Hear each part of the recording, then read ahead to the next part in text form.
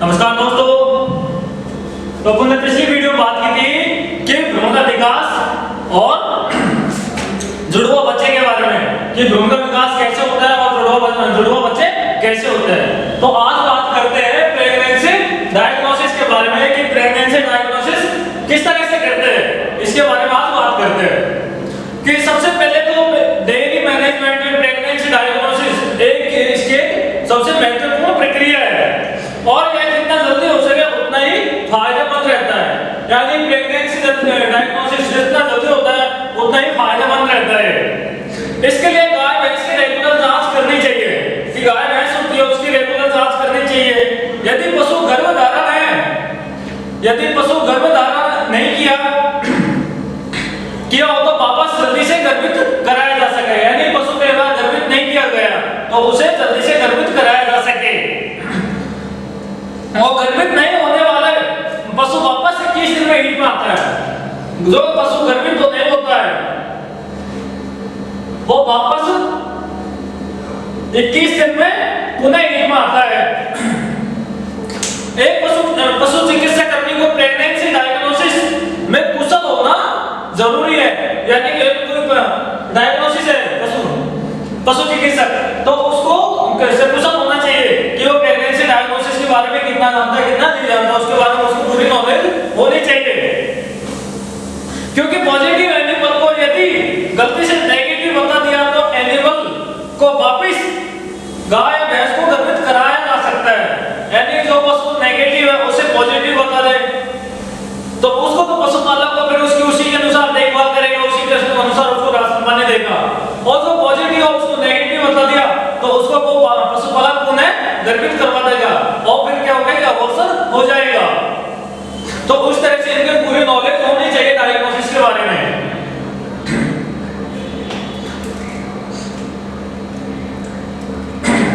एक व्यक्ति को प्रेगनेंसी डायग्नोसिस करते समय नॉर्मल प्रेगनेंसी से मिलती जुलती बातों का ध्यान रखना चाहिए। जो प्रेगनेंसी डायग्नोसिस करता होता है उसको नॉर्मल प्रेगनेंसी के बारे में कुछ मिलती जुलती बातों का ध्यान रखना जरूरी है। जैसे कि ममीफिकेशन,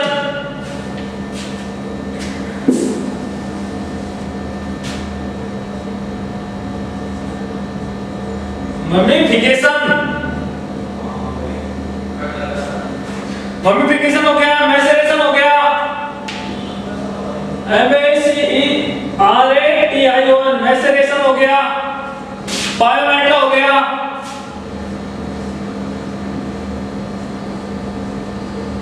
पायोमेट्रा हो गया और हाइड्रोमेट्रा हो गया, मोक्योमेट्रा है।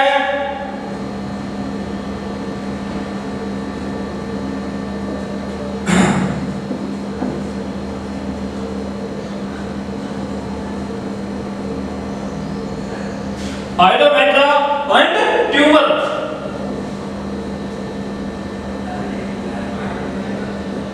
इन बातों का ध्यान रखना चाहिए कि कई बार प्रेगनेंसी करते समय इन चीजों का ध्यान रखना चाहिए।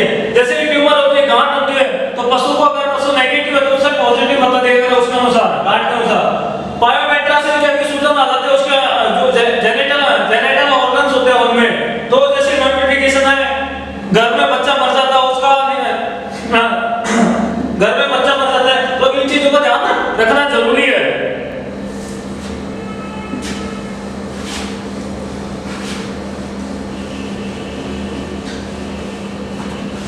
अब देखते हैं कि प्रेगनेंसी डायग्नोसिस के दौरान किन किन बातों का ध्यान रखना चाहिए। फीडिंग के दौरान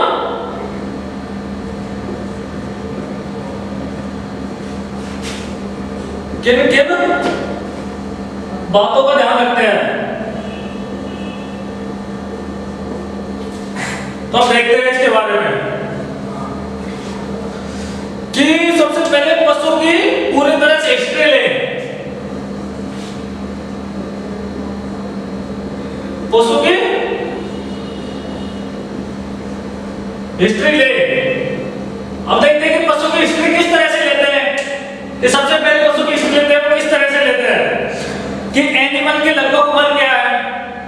हिस्ट्री में आता है कि एनिमल की लगभग उम्र क्या है, किस उम्र पर पहली हीट आई थी, कि पहली हीट आती है पशु में तो किस उम्र पर आई थी, मैच्योरल या मेटिंग या कृत्रिम गर्भाधान की तारीख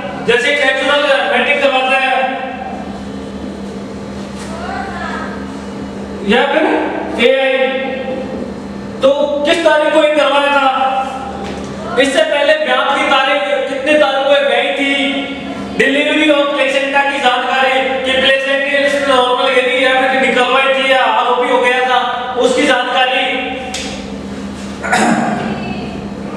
जैसे आरोपी इनका और प्राय दुधारू पशु में गर्भधारण होने की तारीख होने के बाद पशु हीट में नहीं आता। कई बार दुधारू पशु होता है उस टाइम पे उनको गर्भित करवा देता है तो वापस वो हीट में नहीं आता। लेकिन यह भी सच है कि प्रेग्नेंट नहीं होने के बावजूद कुछ बीमारियां के कारण पशु हीट में नहीं आता। कि कई बार कुछ बीमारियां होती है उनकी वजह से पशु हीट में नहीं आता, क्योंकि कुछ बीमारी होती है उनकी वजह से पशु हीट में नहीं आता है वो। और ऐसे पशु को वापस गर्भित करवाना खतरनाक हो सकता है, और ऐसे पशु को वापस गर्भित करवाते तो खतरनाक होता है। वो कैसा होता है कि कई मामलों में कई बार क्या होता है कि प्रेग्नेंट पशु को नॉन प्रेग्नेंट बता देते हैं, तो इस वजह से क्या होता है कि पशु दोबारा यही करवा तो गर्भित खतरनाक साबित हो सकता है, क्योंकि अबॉर्शन हो जाएगा। अगर प्रेग्नेंट पशु है अगर इसके एआई करवाते हैं वापिस तो क्या है कि वो अबॉर्शन हो जाएगा। अबॉर्शन होगा तो पशुपालक को नुकसान है, पशु को भी नुकसान है।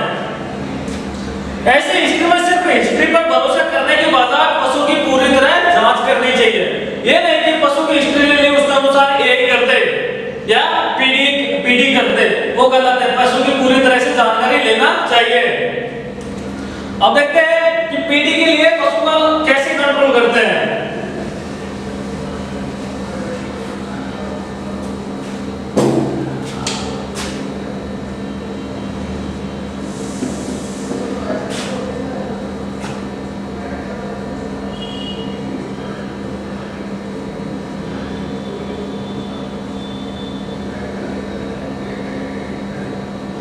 कंट्रोल कि पशु को कैसे काबू करते हैं कि प्रेगनेंसी डायग्नोसिस हमेशा दूध निकालने के बाद ही करनी चाहिए।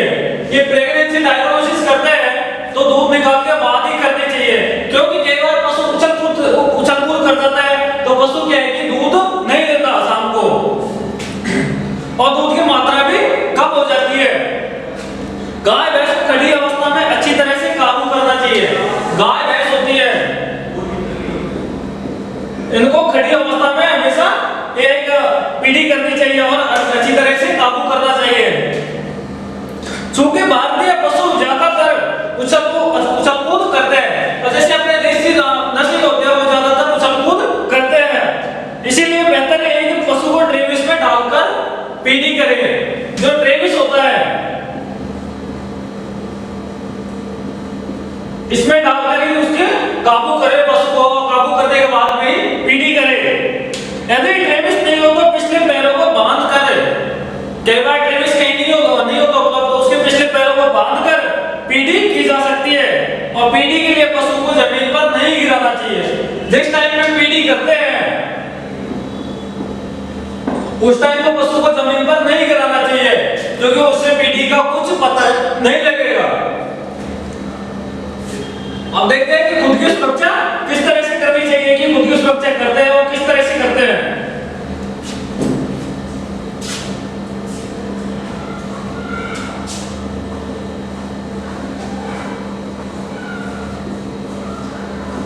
कि खुद की सुरक्षा किस तरह से करते हैं, कि खुद की सुरक्षा किस तरह से करनी चाहिए। कि पहले अगर पीढ़ी करते हैं तो उसके बारे में कि पीढ़ी के दौरान ऐसे साधन अपनाए ताकि पीढ़ी सरल व सुरक्षित तरीके से की जाए।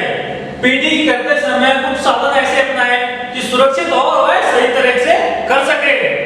हाथों में पूरी स्लीव पहने, जैसे कि हाथ अपना लेफ्ट हैंड इसमें पूरी स्लीव पहननी चाहिए। और आंखों द्वारा इंफेक्शन होने से बचने के लिए चश्मों का प्रयोग करें। जैसे कि आंखों के हाथों में स्लीव पहन ली तो आंखों में इंफेक्शन से बचने के लिए क्या है चश्मे का प्रयोग करना चाहिए। वेटरनरी को चाहिए कि इससे पहले हाथों के नाखूनों को अच्छी तरह काट ले। वेटरनरी होता है प्रेगनेंसी डायग्नोसिस करता, उसके क्या है कि जो नाखून होते हैं उनको अच्छी तरह से काट लेना चाहिए, क्योंकि उससे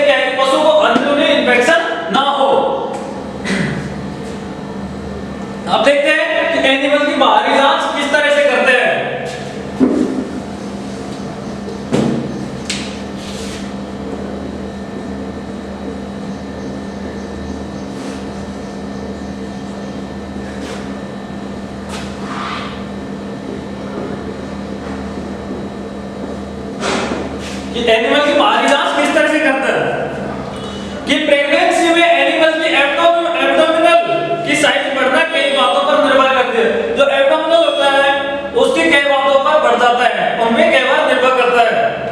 हीपर में चार्म है कि प्रेगनेंसी में एब्डोमिनल की साइज बहुत हल्की बढ़ जाती है। जो हीपर होती है उसमें जो 4 महीने की होती है उसमें उसका एब्डोमिनल की साइज बहुत ज्यादा बढ़ जाती है। ध्यान रखिए कि सिर्फ एब्डोमिनल की साइज बड़ी देखकर उसे प्रेग्नेंट नहीं माने। जो एब्डोमिनल होता है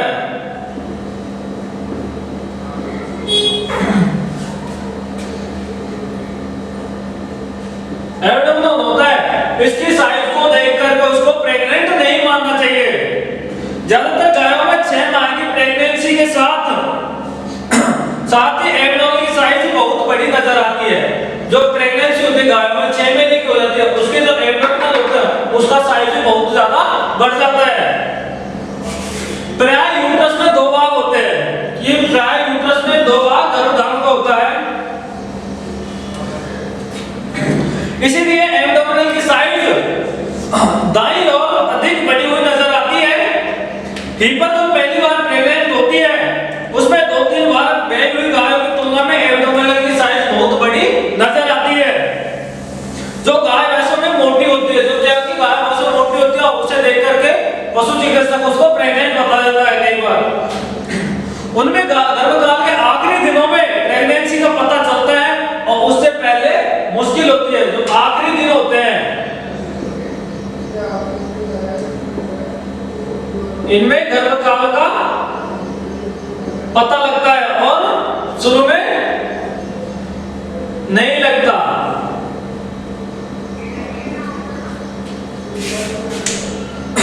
अब देखते हैं कि थनों का विकास। ये थनों का विकास किस तरह से देखते हैं? जो अडर होता है उनके द्वारा।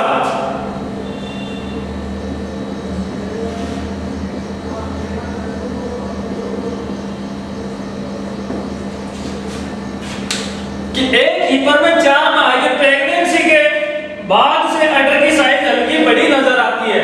जो अडर होता है इनकी साइज हल्की बड़ी हो जाती है। जैसे कि ये अडर है, 4 थन हो गए पशु के, ठीक है, तो इनकी साइज क्या है बड़ी हो जाएगी और उनसे ही उसका पता लग जाएगा कि पशु प्रेग्नेंट है या नहीं है। इस अवस्था में यदि थनों को ज्यादा दबाया जाए तो गाढ़ा भूरा और चिपचिपा पदार्थ निकलता है। अगर इन थनों को हल्का सा दबाए तो इनसे गाढ़ा और भूरा जैसे चिपचिपा पदार्थ निकलता है। अडर का पूरा विकास तो प्रेगनेंसी के आखिरी माह में होता है और इनका पूरा विकास कब होता है? पूरा विकास होता है आखिरी माह में।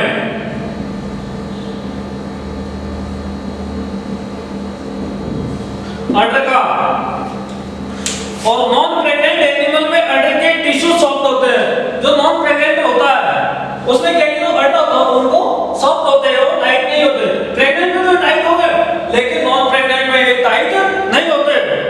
जबकि प्रेगनेंसी में हार्मोन्स के बदलाव के कारण तथा एस्ट्रोजन के कारण अडर हल्का हार्ड महसूस होता है। जैसे कि ये हार्ड अडर है तो क्या है कि हार्मोन्स होते हैं ना, उनकी वजह से कई बार ये हल्का टाइट महसूस होता है।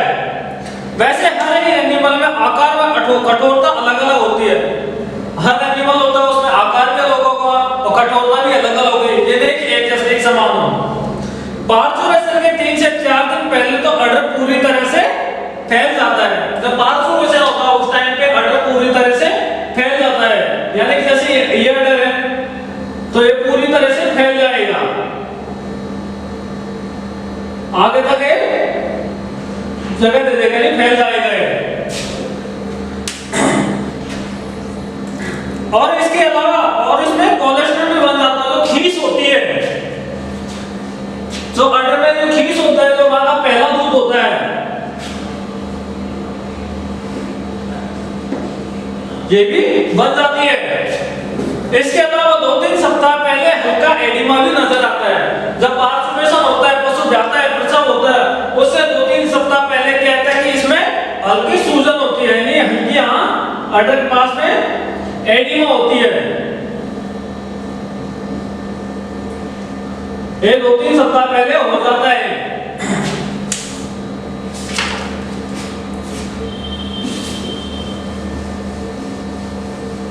तो इन चीजों से नॉर्मल तरीके से पशु का पता लगा सकते हैं।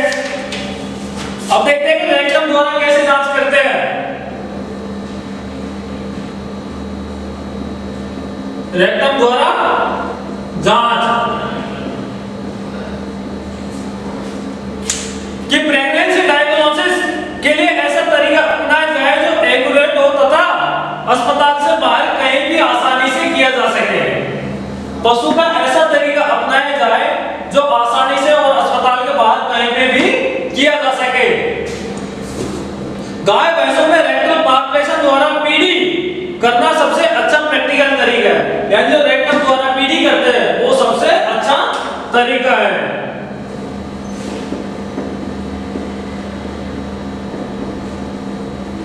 इसके द्वारा हम पीढ़ी कर सकते हैं। इसके अनुसार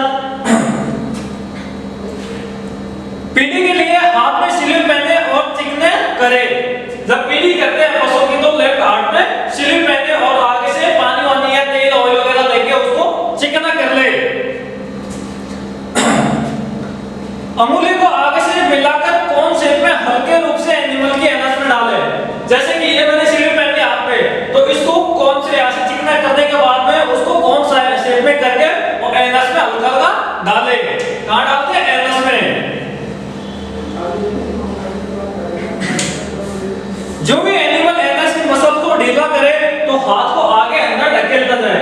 जैसे पशु एनिमल को एनस को ढीला करेगा तो पशु हाथ को आगे ढकेलते जाइए और हल्का रूप से हाथ डालने पर रेक्टम में पेरिस्टाल्सिस गति होती है। जैसे हल्के रूप में हाथ डालते हैं हल्की तरह तो क्या होता है उसमें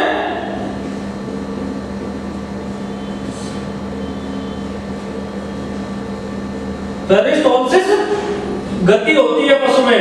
हल्के रूप से हाथ डालेंगे तो और एनिमल गोबर करने लगता है। और फिर क्या है कि पशु गोबर करने लग जाता है और जो भी पशु गोबर के लिए तैयार होता है अपने हाथ से गोबर बाहर निकाले। और जैसे ही पशु गोबर करता है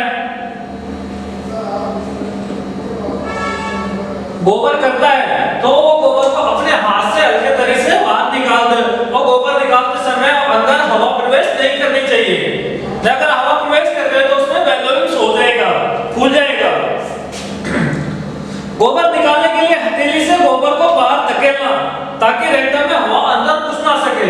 जो रेक्टम होता है उसमें हवा अंदर नहीं जा सके। अगर हवा अंदर चली गई तो उसमें बैलोइंग्स हो जाएगी और फिर उसका पीढ़ी का अच्छी तरह से पता नहीं कर सकते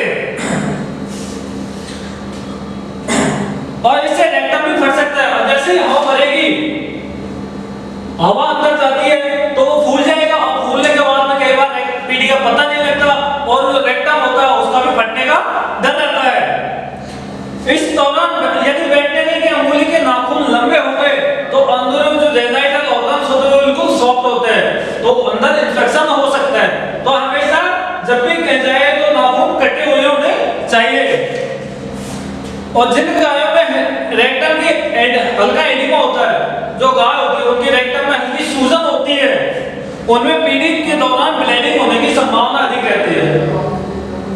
कुछ गायें ऐसी हैं उनकी रेक्टम में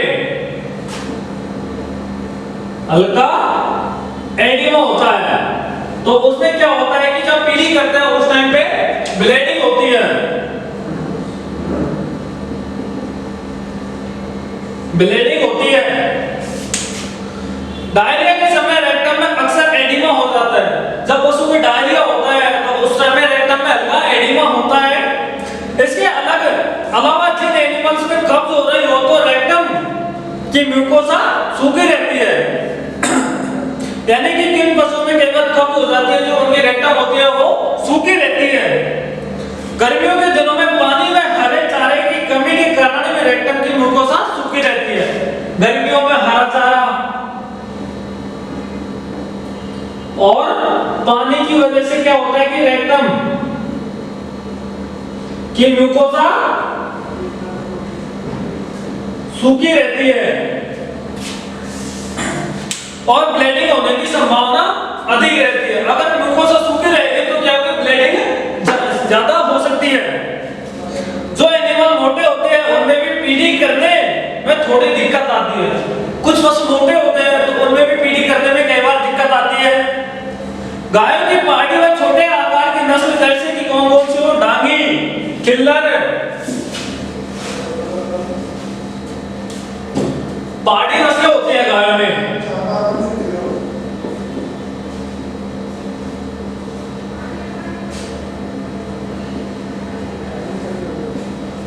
नस्लें डांगी और खिल्लर की गायों की पहाड़ी नस्ल होती है, डांगी और खिल्लर। उनमें भी रेक्टम द्वारा जांच कठिनाई होती है क्योंकि वो छोटी होती है, तो उनमें भी विधि करते समय बहुत कठिनाई होती है। तो इस तरह से पशु की रेक्टम द्वारा जांच कर सकते हैं। और जब भी करें तो उस टाइम पे हाथों के नाखून कटे होने चाहिए, खुद की सुरक्षा रखनी चाहिए और पशु को कैसे किस तरह से काबू करते हैं इन सभी बातों का ध्यान रखना चाहिए। और उसके साथ साथ में खुद की सबसे पहले सुरक्षा रखनी चाहिए।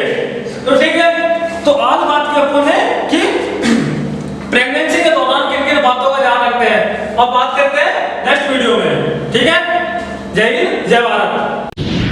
Click on the subscribe button to subscribe to our channel.